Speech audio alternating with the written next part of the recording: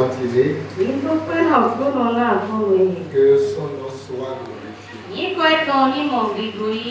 Ce matin, nous allons parler de la crédibilité financière et dans l'alliance de prospérité.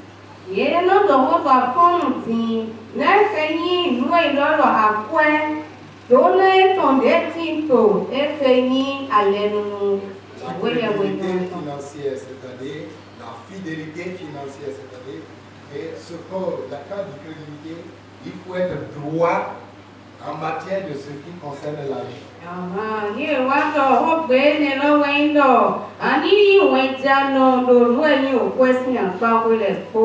Donc dans l'alliance, sans la crédibilité, et vous ne pouvez pas évoluer.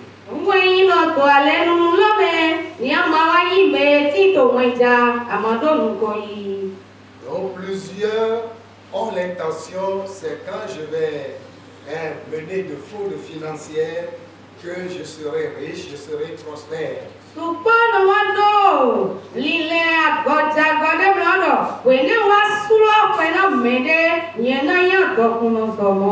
Non. Dans l'alliance, il faut être crédible.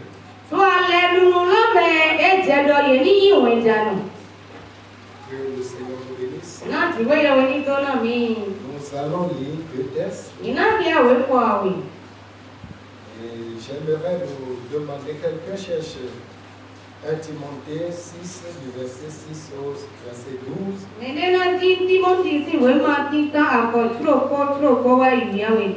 Et après cela, nous allons lire le second verset.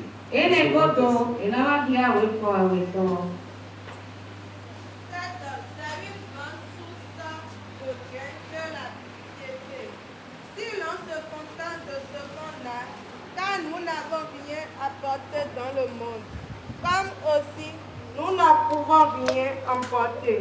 Si donc nous avons la nourriture et le vêtement, cela nous suffira. Mais ceux qui veulent s'enrichir tombent dans la tentation, dans le piège et dans une foule de désirs insensés et pernicieux, qui plongent les hommes dans la ruine et la perdition. Car l'amour de l'argent est la racine de tous les maux. Et quelques-uns, pour s'y être adonnés, se sont égarés loin de la foi et se sont infligés à eux-mêmes bien des tourments. Pour toi, homme de Dieu, fuis ces choses et recherche la justice, la piété, la foi, l'amour, la patience, la douceur. Combat le bon combat de la foi. Saisis la vie éternelle à laquelle tu as été appelé et pour laquelle tu as prononcé cette belle confession en présence d'un grand nombre de témoins. Amen. Amen. Nous pouvons, ma aussi c'est un docondaro, dokoei, nous mais nous et nous payés. Do mi renu de wa benefia, mi kasi u renu de ikua, eni awa. Eyi mi kò sí wúmọ̀ nùgbọ́dù bọ́mọ̀ àfọ̀bọ̀dọ̀ ẹnu náà pè ní àmọ́ mẹ́nu dúró jẹ̀dọ̀kun lẹ́nu jẹ̀ tí pọ́nmẹ̀ bọ́nú jẹ̀ dúró máa ló ta lẹ́mẹ̀ fọ́tọ̀ dúró ẹnu zọ́mbọ̀ ẹnu mọ̀ òbẹ́lẹ̀ kó sí mọ̀mẹ̀ tro ẹnẹ́lẹ́ wẹ́nu dọ̀gbẹ́tọ̀ ibu bọ̀ yẹnu dọ̀. Doa inu akwe mewe munyanya teme lebi no tosi medeledo beto mekaka boibu bodo zonu nudidio bodon nugudo ke bodon nupo me keke toko amo we mau sento do zonu nu edele bi bokwedo wedido bono si mau bodo nudidi bodo wanyi bodo bukuku bodo omi pipapo funu didi wọn dagbe ọ gbẹmọfọmọfọ síẹsíẹ gbẹmọfọmọfọ ìmọ òyìnbó ìnáyé Bemavomavo ene we ade kunu dagbe na do beton le ige nu kon. Amen. Que le Seigneur sanctifie sa parole. Ìwé yẹn wo ní kọ́ òwe kan. Nous allons lire encore dans Proverbe 14. Iná ni a tọ̀ nínú ìwé mọ̀mí ìtàwé ẹ̀yà àkọ́gbọ́n fún ẹ̀mí. Proverbe 14, le verset 4. Nínú ìwé mọ̀mí ìtàwé ẹ̀yà àkọ́gbọ́n fún ẹ̀mí. La justice élève une nation, mais le péché est l'ignominie des peuples.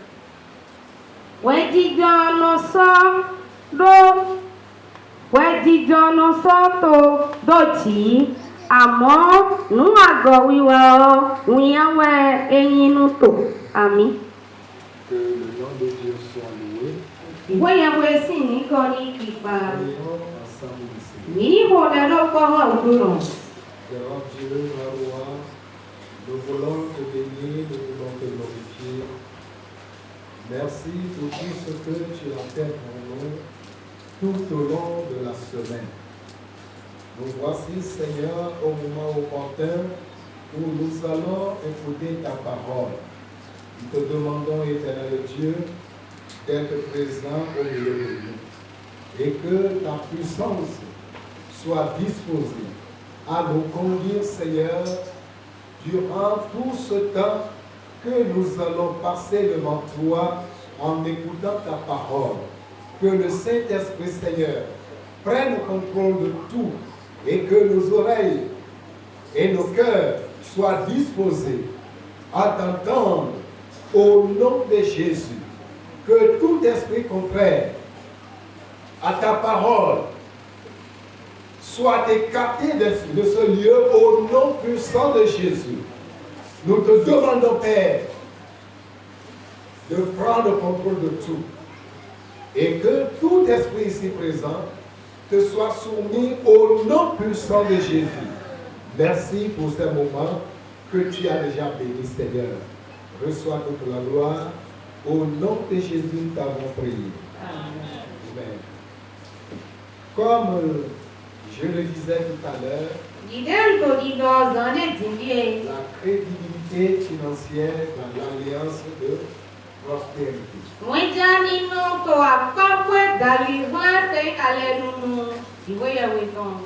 Dès le début, nous avons vu que Abraham disait qu'il ne va rien prendre.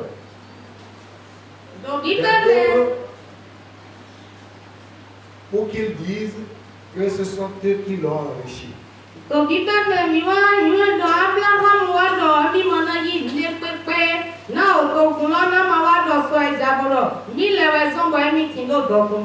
l'alliance de prospérité, on ne trique pas, on ne fraude pas pour devenir riche, non.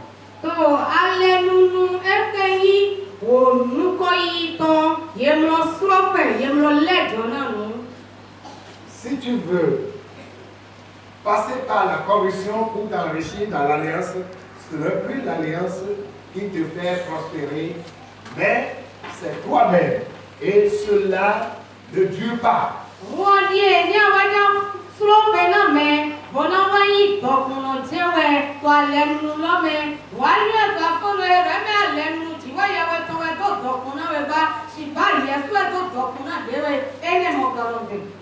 Il y a plusieurs dans la Bible qui ont été fidèles, intègres à Dieu et par leur fidélité, leur intégrité, Dieu les a bénis.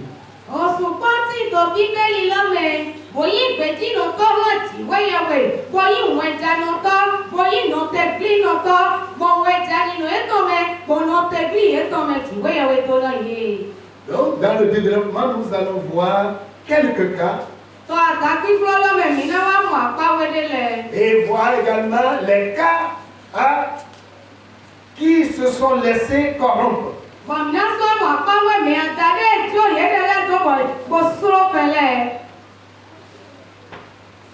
Donc, pour vivre dans l'intégrité et être crédible devant Dieu et dans l'alliance, il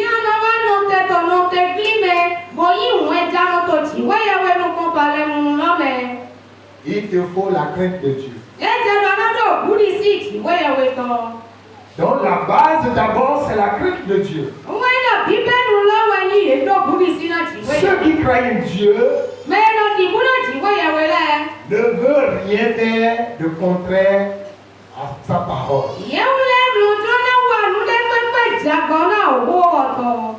Et nous allons voir le cas de Job. En son temps, il a été fidèle.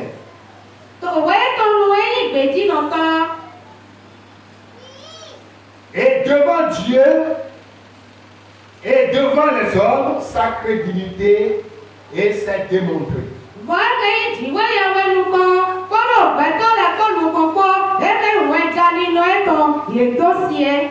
À cause de la crainte qu'il avait pour Dieu, il ne pouvait rien faire pour offenser Dieu.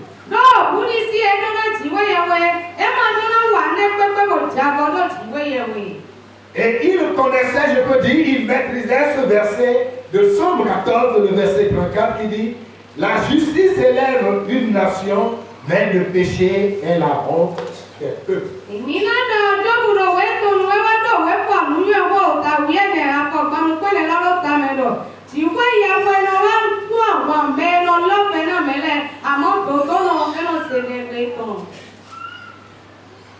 Si tu es fidèle à Dieu, Dieu va te lever. Si ce n'est pas des fraudes que tu deviens riche, sache que cela va te rattraper.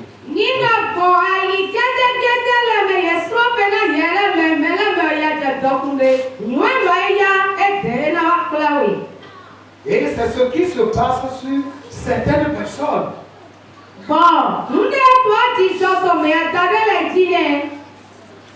Quand c'est par les fraudes, et ce n'est pas par la justice, ce n'est pas par la crédibilité, l'intégrité,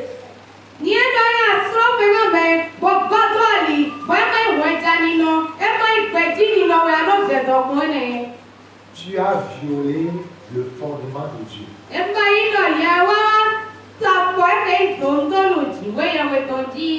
Tu as violé le fondement de Dieu.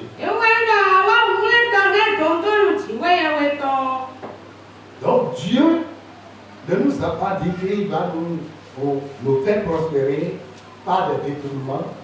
Non. Il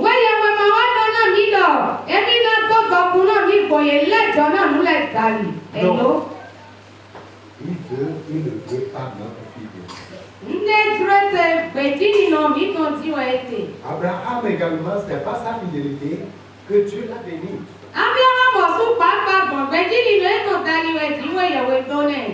Et son enfant, Isaac, venait également à son arrière-fils Jacob, ce n'est pas la fidélité.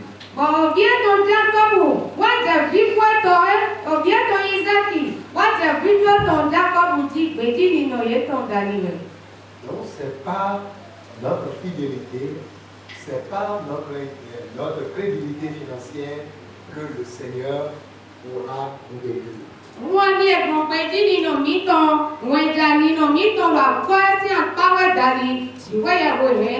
Ne croyez jamais, si je trompe l'autre dans les affaires, c'est cela qui va me faire prospérer.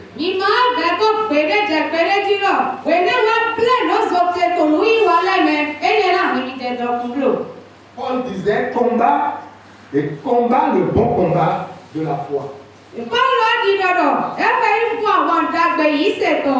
Qu'on puisse voir l'intégrité de notre foi à l'œuvre dans les affaires financières.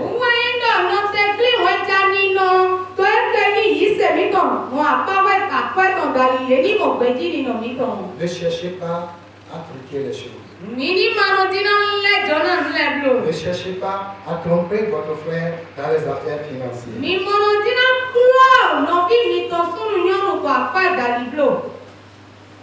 L'intégrité,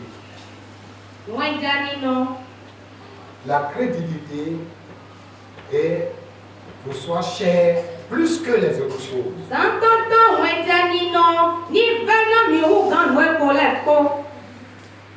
plus témoigner de vous que vous êtes fidèle. Que Dieu également puisse témoigner que vous êtes un fidèle, un intègre. Vous êtes crédible.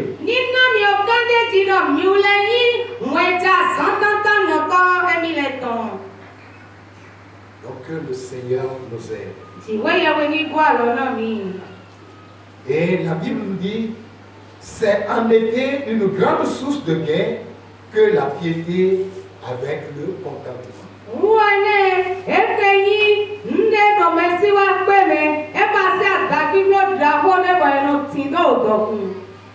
C'est ceux-là qui ne veulent pas se contenter de leur temps actuel, de leur situation actuelle, qui cherchent à truquer pour vite devenir riches. Mais maintenant,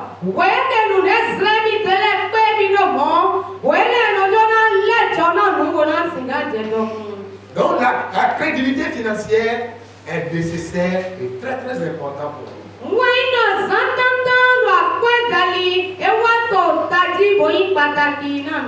Là, devant les hommes et devant le peuple, vous pouvez rehausser votre tête.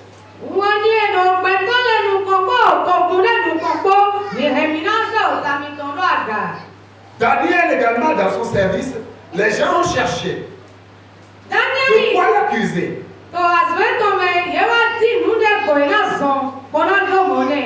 Mais ils n'ont rien trouvé. S'il avait détourné quelque chose ou bien de l'argent, les gens allaient baser sur cela pour l'accuser.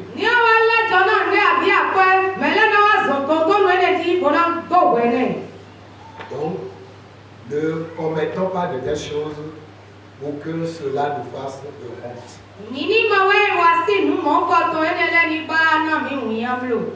Non. Dieu veut nous faire prospérer, mais ce n'est pas par cette voie-là.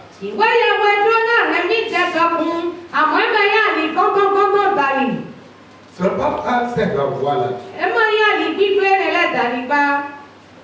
que le Seigneur nous aide. Nous devons prier le Seigneur pour que nous ne tombions pas dans cette piège de l'ennemi. L'ennemi utilise ces pièges pour pouvoir nous enlever du plan de Dieu.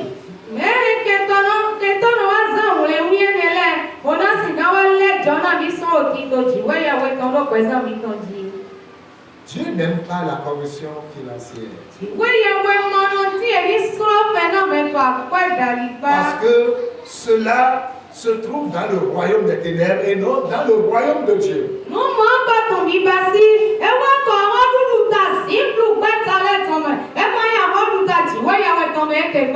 Ceux du monde choisissent l'argent et rejettent Dieu.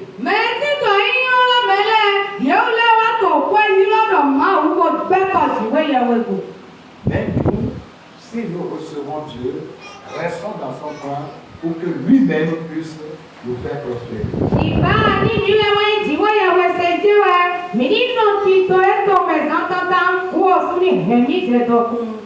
Ceux qui se laissent à ces choses, ils disent non, je n'ai pas besoin de la vie éternelle. J'ai besoin de l'argent. J'ai besoin de l'argent. Et plusieurs parmi nous, en tant que chrétiens, vivent sur cette terre, mais leurs cœurs sont contraires. C'est-à-dire, ils disent que je n'ai pas besoin de la vie éternelle, mais j'ai besoin de l'argent. Et ils passent par tous les voies et moyens. Dieu ne nous a pas tracé tous ces voies et moyens, mais il nous a dit de rester dans son alliance et il va nous faire prospérer.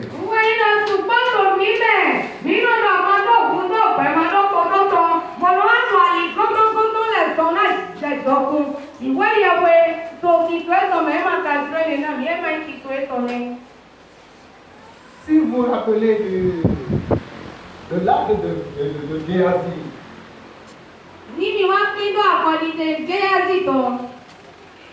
qu'est-ce qu'il a fait? Son serviteur, son maître avait rejeté l'ordre du roi.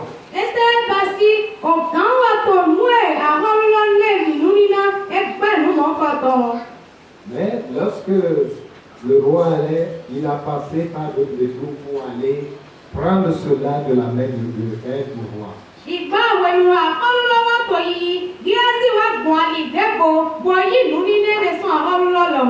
Mais lorsqu'il allait là-bas, Dieu avait révélé cela à son serviteur qui est le maître de Géasi.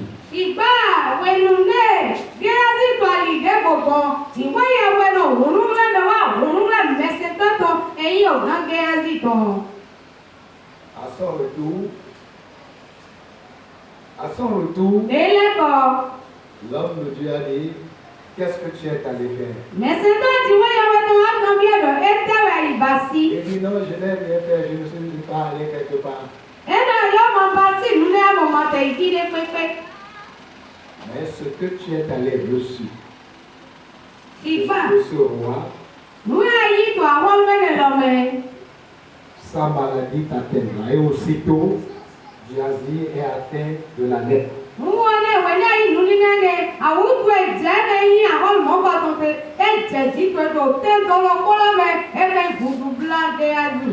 Dieu ne permet pas à que nous fraudons les gens, nous passons par des détours pour s'enrichir. Et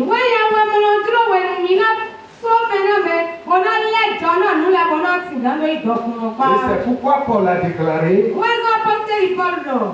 l'amour de l'argent est une racine de tous les maux.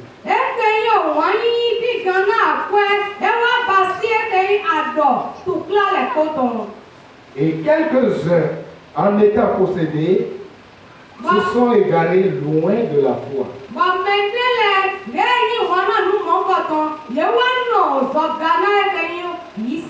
Et se sont jetés eux-mêmes dans bien de tourments.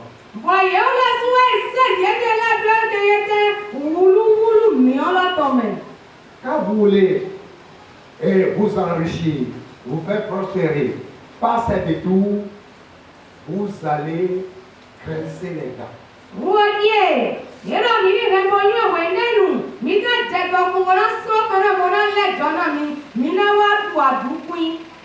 Et c'est ces choses que nous voyons pour certains. Après tout, tous ces biens disparaissent et ils se jettent dans le tourment, etc. Tous les problèmes de cette vie.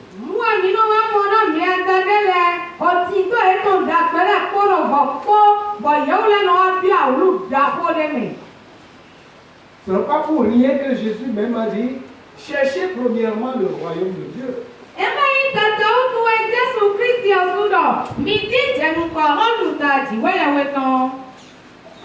Lui-même il sait que c'est par cette voie-là que vous allez être prospère. Et la prière de ceux-là qui sont dans l'alliance, il doit prier et demander au Seigneur, garde-moi, garde-moi dans la finance saine.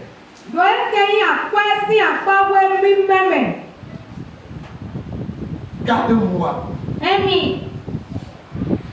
pour que je sois crédible devant toi et dans les affaires.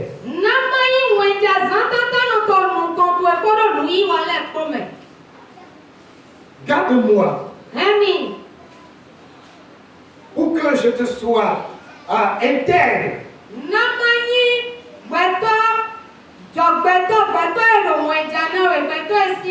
Sur cette terre et également pour la vie éternelle. C'est là la prière que nous devons faire. Donc le Seigneur n'aime pas ces enrichissements illicites.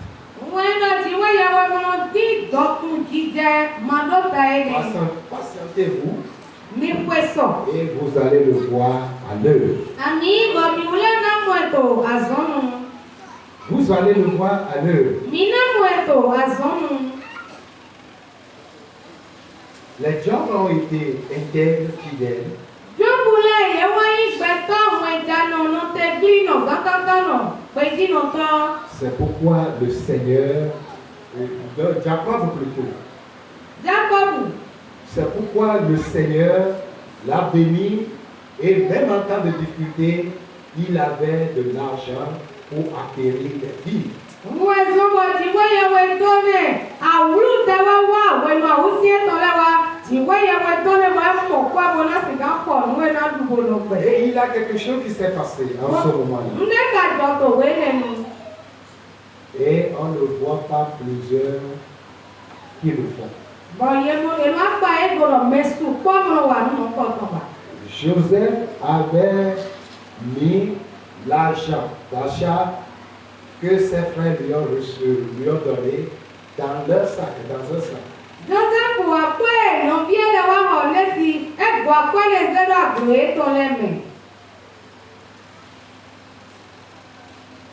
Et arrivé à la maison, ses frères et le papa, ils ont constaté que l'argent pour l'achat là était dans les livres.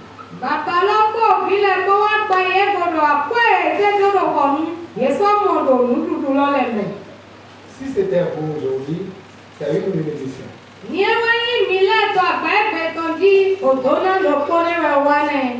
C'est une bénédiction. À cause de la crédibilité que cherchait cet homme,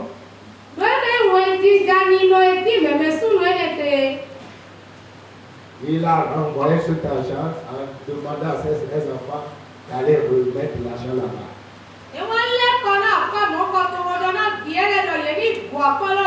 Donc ça veut dire pour le second achat, c'est le double.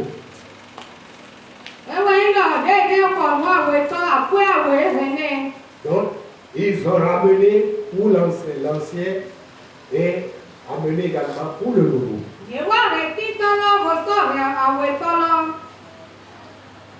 Est-ce qu'on peut trouver un homme crédible comme ça dans le Seigneur?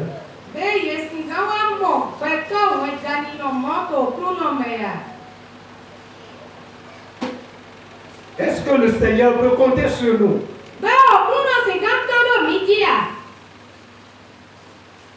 Si Jacob prenait cela, est-ce que cela va le faire prospérer? Non.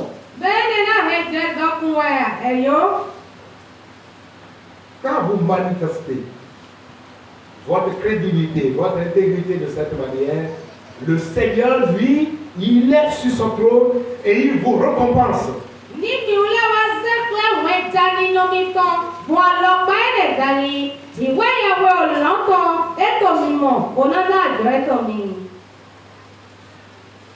D'autres disent, je vais aimer plus l'argent que Dieu. Non. Aimez Dieu, adorez-le et vous allez voir l'argent, l'or, vous sera donné.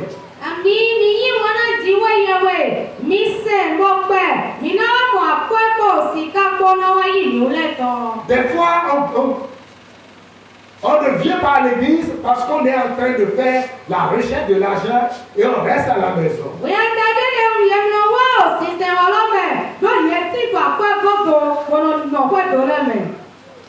Jésus dit, cherchez premièrement le royaume de Dieu.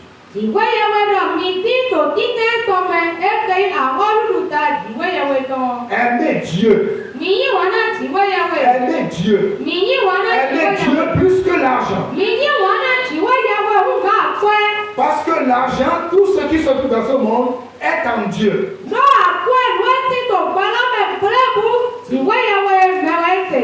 C'est en Dieu. Tu ne peux pas trouver ailleurs. Donc, c'est pourquoi soyons crédibles. Que les gens puissent compter sur nous en matière d'argent. Que les gens puissent compter sur nous dans les affaires. Si tu es pressé, Ní àtò tọ́jú àwọn ẹja, tu wọ́n lè seras tọ́jú. comme ceux-là, au lieu d'attendre pour bénéficier des choses. Àná àtẹ̀yìn mi àgàdé lẹ̀, kàkàtì náà nọ tẹ̀ pọ̀nù lẹ̀. Mais ils sont pressés et ils volent, ils détournent et on les coupe. Yẹ́nà tó wọ́n ẹjọ́ tí tọ́jọ́ tí wọ́n ìdájọ́ wọn lẹ́jọ́ pẹ̀lú síkan náà yẹ. Alors qu'ils pouvaient rester là et bénéficier longuement. Wọ́n kàdí ẹ̀yẹ́ mẹ́ náà wọ́n sọ̀bọ̀ nù kí ni mo náà wá tu àlẹ́ tọ̀mọ̀ ẹ̀ náà tẹ̀. Mais ils sont pressés. Ṣìgbà yẹ́wò lẹ́tún tó wọ́n ẹjọ́ jí.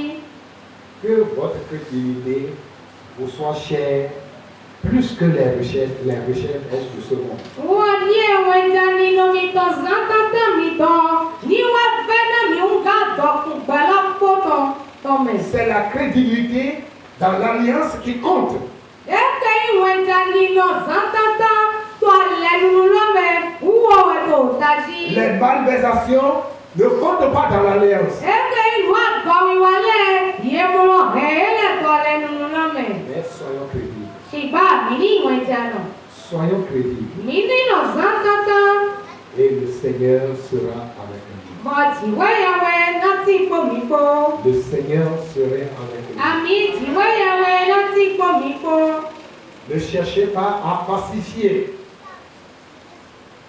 les factures, etc. Mi ò lẹ́mọ̀ dínà, òwúrọ̀ lẹ́wà, mi náà sẹ́dẹ̀ tàbí mi náà lẹ́jọ́ náà. Ń dé ẹ̀kọ́ sí àkọ́yé, mi mọ̀nà búlọ̀kọ̀ mọ́ búlọ̀, wẹ́mọ̀ mi tọ́ ní ìlú kó.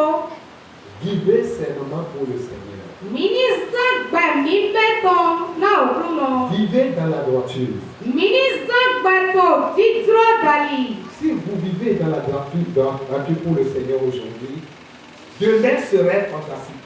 Wọ́n di ẹni mi wá ń sàgbà tó dídúró àdìwọ́ ìyàwó ẹnu kọ̀ọ̀kan ẹgbẹ́ ọ̀sán wá ní ọ̀wá pẹ́ náà mi.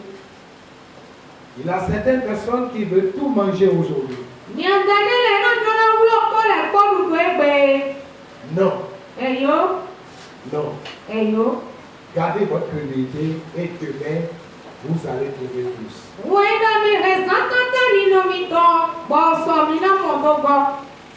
Par la corruption, les malversations, plusieurs paient des marchés. Très, très important. Wọ́n ní ẹ̀gbọ́n, yẹ sọ́kàn yẹn bẹ̀ ilé ìjọ náà ń lẹ̀ dàlí, mẹ̀ sùpọ̀ rẹ̀ àzán, sùpọ̀ bú. Ne soyez pas des gens quand vous trouvez l'argent là. C'est comme les nerfs commencent à vibrer, on vibre devant l'argent. Non. Nìmọ̀ ìmẹ̀lẹ́ lẹ́nu wẹ̀lẹ́ mi mọ̀ pẹ̀lẹ́ òun lọ jẹ̀sùn bọ́dí ọ̀ka mẹ́tọ́ lẹ́nu pàpàpà mímọ̀ ìmọ̀ náà mi lò lò ẹ̀yọ́. Plusieurs sont comme ça. Mẹ̀sùn pọ́ọ̀lù mọ́. Quand c'est l'argent là, c'est fini. Ils sont chauds et vous. Yẹ́sẹ̀ rà pẹ́gbẹ́jọ́ ẹ̀hún ẹnu kò jaja dì wọ́n ẹjọ́ dí. Ce n'est pas bien. Ẹ máa yí ìhún bẹ́ẹ̀ kò yan. L'alliance ne fonctionne pas de cette manière. Alẹ́ nínú lọ ẹ mọ̀ wá yìí pọ̀ mọ́. Garde le calme. Nàbọ̀ pípò Et mẹ́wọ́ la ẹ̀. recherche viendra te rencontrer. Wọ́n ṣe yí àgbàkúrọ̀ ọ̀rọ̀ wa pẹ̀wé ìkọ̀lì tó ìdí. Ce n'est pas à toi de te presser pour dire je vais rencontrer la recherche. Ẹ máa yẹ náà sọ̀rọ̀ ẹjọ́ dí ọ̀rẹ́ ìpẹ́ àtọkùn. La prospérité viendra te rencontrer. Ewa ilo nunyana me ena wakpe yeto alito ezi. Donc gardons le calme. Wena ne aboku ibono.